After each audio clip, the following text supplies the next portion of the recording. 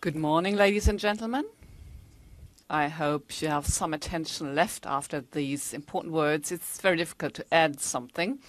As you can see, I would like to speak about evidence-based prevention today, a concept which has been around for 10, 15 years in prevention science and also in practical life. On many crime prevention days, it has been an issue.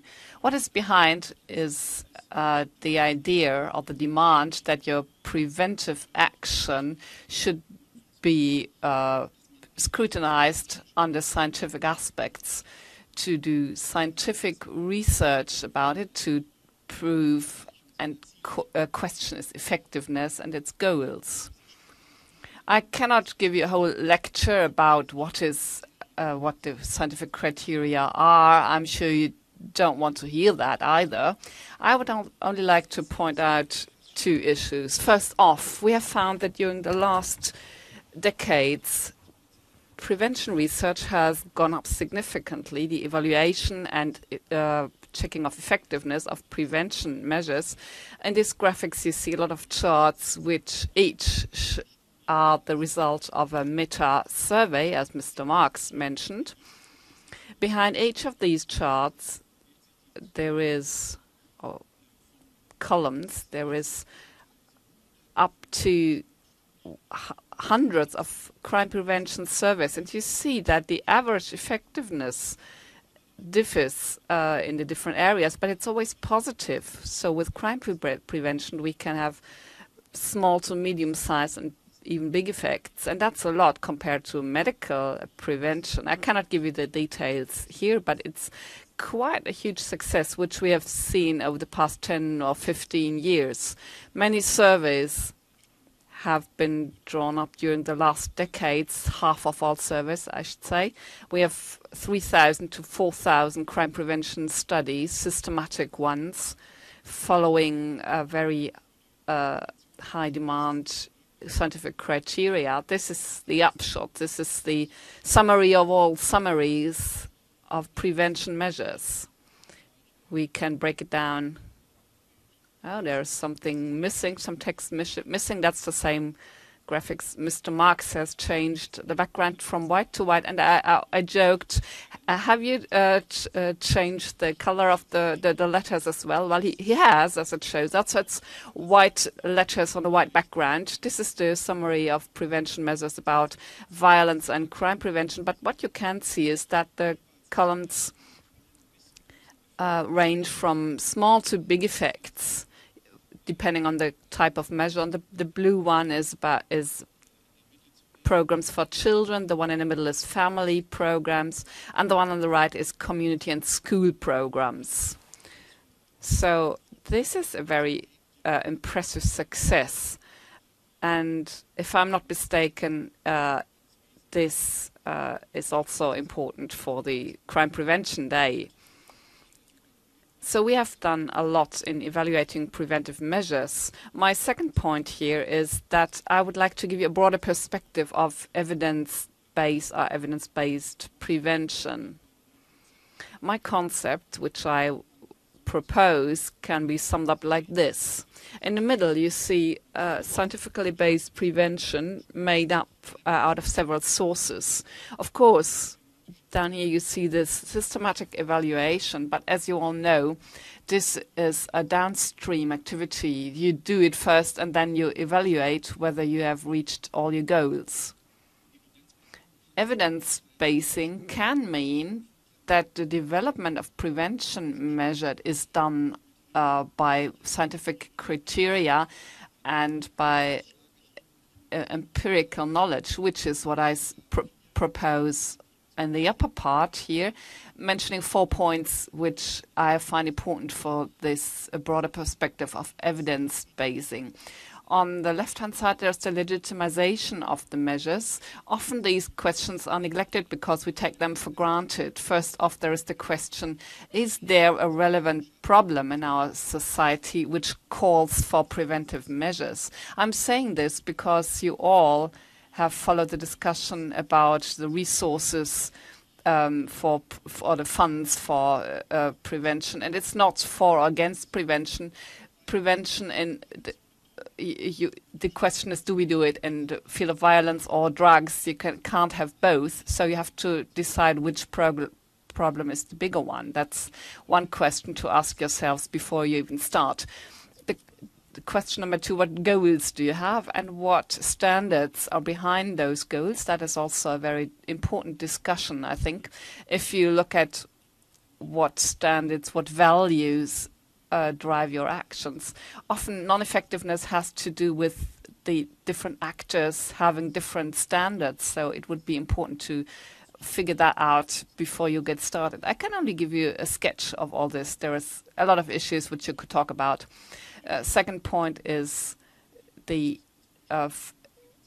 developmental theoretical foundation.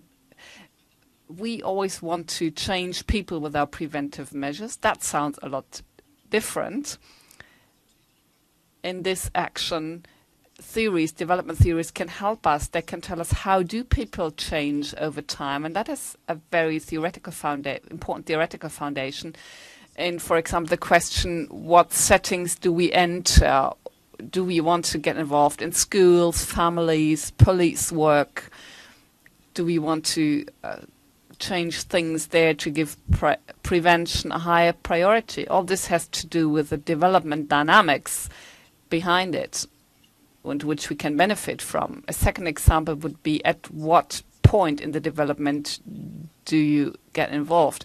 We all know that prevention should start early, but we know today that this is all too easy. Prevention should be appropriate to the development. That can mean that we start with certain measures only at a teenage age, because for smaller children it would be really an overburden. They wouldn't be able to cope with that. Development theories help us to plan that. What is the point where we interfere? There is a demand from development psychology saying if you want to support abilities, you have to support them at the point where they would naturally begin. So you should use these good opportunities for your support, or as American colleagues say, use the windows of opportunity to give support. And that is what development theory tells us. The next point is, how do we reach the content of my program? What do you want to support? That is something you can't do by plausibility alone, but according to the needs behind it. We know risk and protection factor theories, other theories about how crime is brought about. These are important sources of information to give you an idea about the content before you evaluate that. And the last point is the evaluation theory. That is about the implementation of evaluation, which I think has been neglected, a neglected aspect in constructing prevention measures, not for practical life, because people in practical life have to deal with that all the time. How intensely, with what method do you want to give your support? Is it better done by the police or teachers at school? These are important questions which should be dealt with before you even set up your program or your preventive measure, not again based on plausibility and availability, but based on what empirical knowledge you have about what is the best opportunity. All this doesn't free you from a systematic evaluation after the implementation, but it also guarantees, from my point of view, a higher probability of success of preventive measures. Many scientific areas, psychology, pedagogics, but also medicine, have made knowledge available to answer these 4 questions concerning preventive measures, and I think it's about time to use the buzzword evidence-based, not only for evaluation, but also for the development of programs and prevention. Summing up, I would like to give you this graphics. The letters are black again, as you can see. Preventive measures can be simply divided into what the contents are and by what way it's implemented. If you look at the plus on the scale, you would say it's a good, scientifically based implementation dimension. and there is a good scientific foundation or not so good scientific foundation of the contents, which tells you something about the prevention strategies. And I wouldn't do this in an unreflected manner, but I wouldn't do it too academic and too theoretical, which is a combination which we often find in universities.